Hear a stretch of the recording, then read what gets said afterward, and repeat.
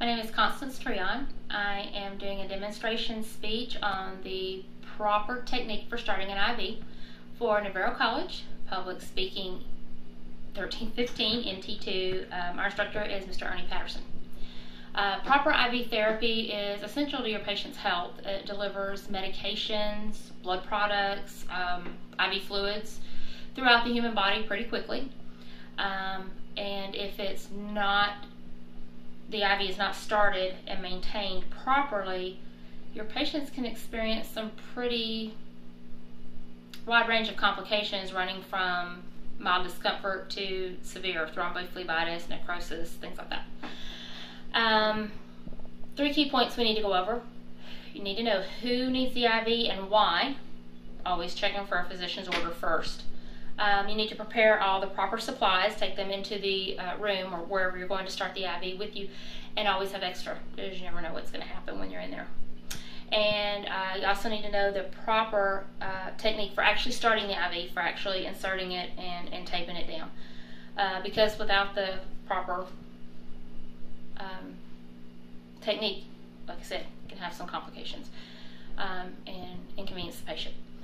So when we go into the room, we've already gathered up our supplies, but we're going to go into the room and we're going to introduce ourselves, tell the patient who we are, why we're there, what we're going to be doing.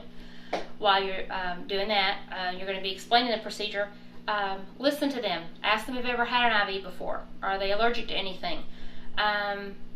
If they've ever had an IV before, they pretty much know what site works best for them or what doesn't.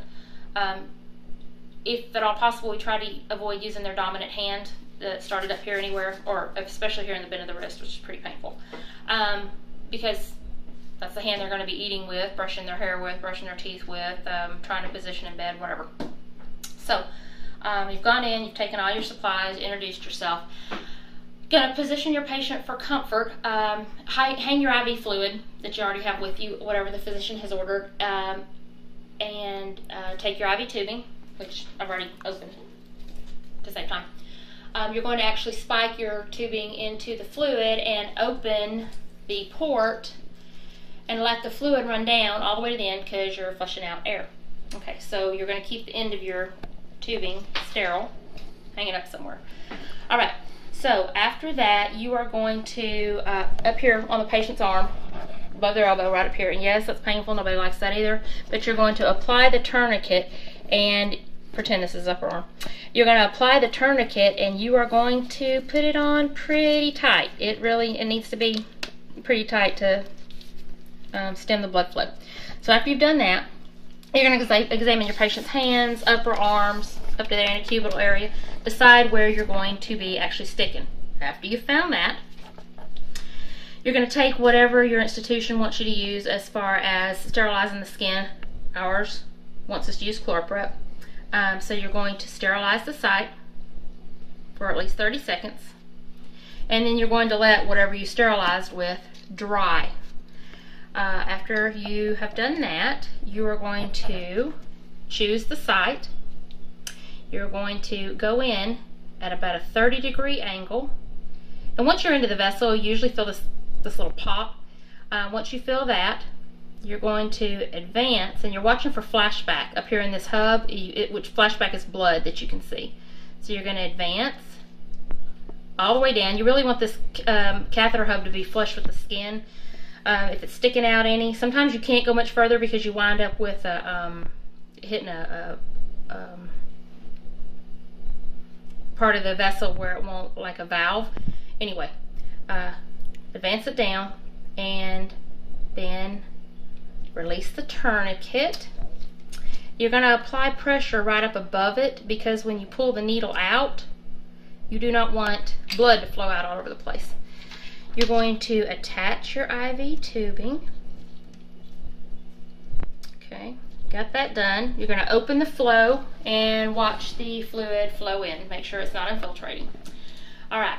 After that's done, you're going to take whatever, your gauze, your alcohol, whatever, and you're going to clean the site gently. Try not to move it too much. You're going to get your blood out that's maybe leaked out, whatever. Then you are going to secure the IV down. Most places want you to use your Tegaderm that goes over the top. It looks like stretchy plastic skin goes over the top of it, or clear tape, because you want to be able to see this hub site. The needles usually stay, the catheter usually stays in for about 3 days, and every nurse wants to go in and assess it, make sure there's no redness, no swelling, no discharge, nothing like that. So clear tape. Then you're done. You're finished. We are our patients' advocates. Nurses are patient advocates. It's our job to make sure that they're safe, to make sure that they're comfortable as possible. If you go in and explain who you are, what you're doing, you have all the necessary supplies, you're completely prepared, and you start your IV with a safe, aseptic technique, you're going to save your patient a lot of time and trouble, and you're going to be their hero because you have performed a procedure that many of us are afraid of accurately and efficiently.